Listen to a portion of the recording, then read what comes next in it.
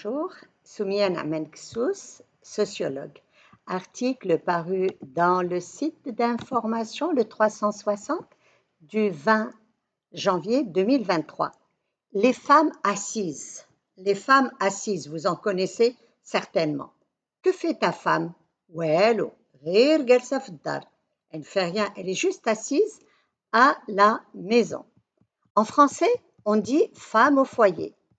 Femme assise ou femme au foyer, des appellations réductrices et injustes vis-à-vis des femmes qui, sans travail rémunéré, ne passent pas leur journée au foyer et encore moins assises toute la journée.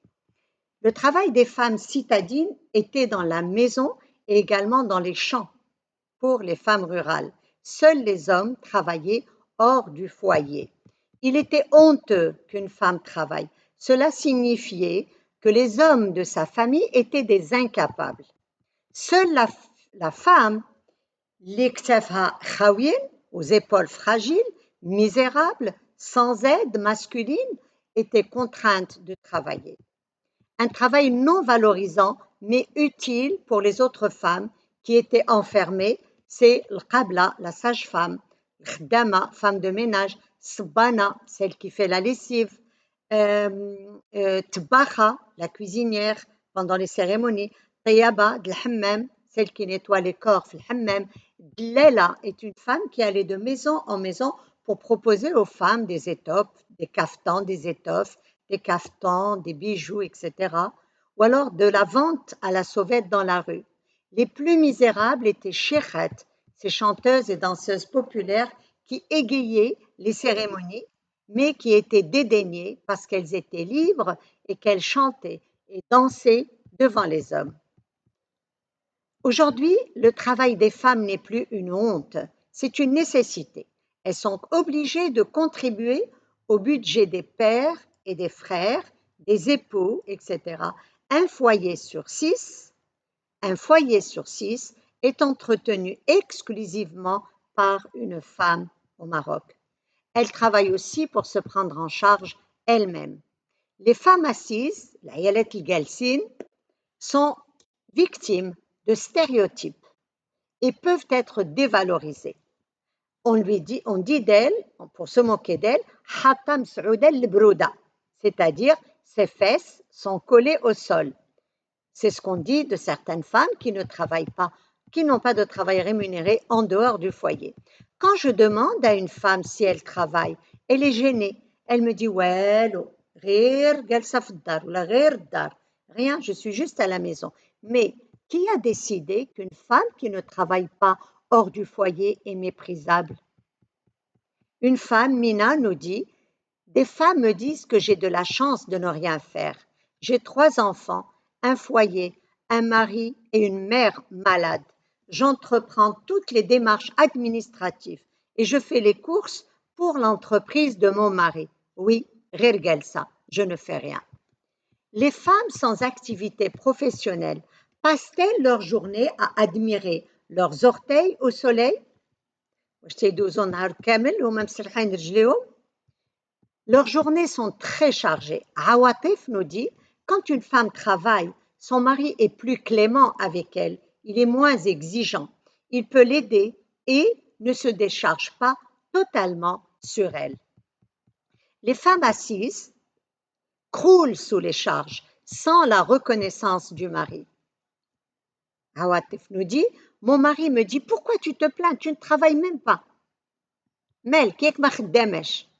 Les femmes qui travaillent ont la compassion de leur entourage. On va dire d'elles, تدمر, مسخسخة, مكرفسة, محنة, معدبة, مغلوبة, مسكينة. Elles peinent la pauvre. Les autres, celles qui n'ont pas de travail rémunéré, sont harcelées par leurs parents, frères et sœurs, famille, l'époux, les enfants, car on considère qu'elles ne travaillent pas. Mais là, ما خدامش. Quand une femme travaille, elle peut s'organiser pour ses responsabilités familiales et conjugales. Elle fonctionne avec la montre car elle travaille à heure fixe. Mais les autres peuvent être saturés et ont du mal à s'organiser à cause de nombreux imprévus que l'époux ou la famille ou l'entourage leur impose. Les femmes assises se sentent lésées. Une femme nous dit, celle qui travaille évolue. Elle rencontre des gens. Moi, je m'abrutis face à mes casseroles. Je régresse. L'ennui, la monotonie impactent la relation conjugale. Jafar nous dit, le soir, exténué, j'aspire au repos, mais ma femme m'attend, me demande des nouvelles de ma journée, voudrait sortir se distraire. Je sais que je la frustre.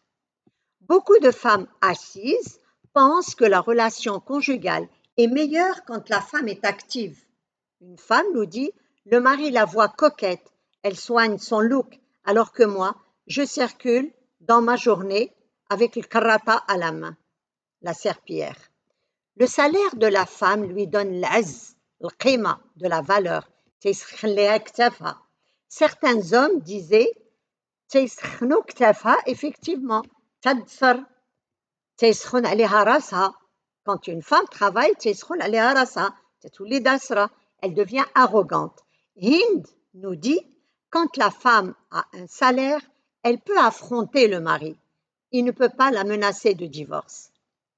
Demander de l'argent au mari ramène dil. Les femmes nous disent, demander de l'argent au mari est considéré par certaines femmes comme de l'humiliation. Une femme nous dit, je le mendie tous les matins. Si j'ai été généreuse la nuit, je me suis donnée à lui, il me donne de l'argent avec affection. Sinon, il le fait avec mépris ou alors il m'ignore.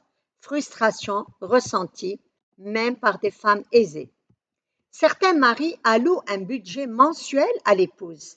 Elle se sent autonome. Certains se déchargent.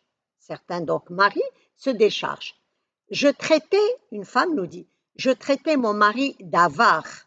Je lui disais, tu es un avare, parce qu'il ne me donnait pas assez d'argent. Il m'a proposé un jour de me donner tout son salaire.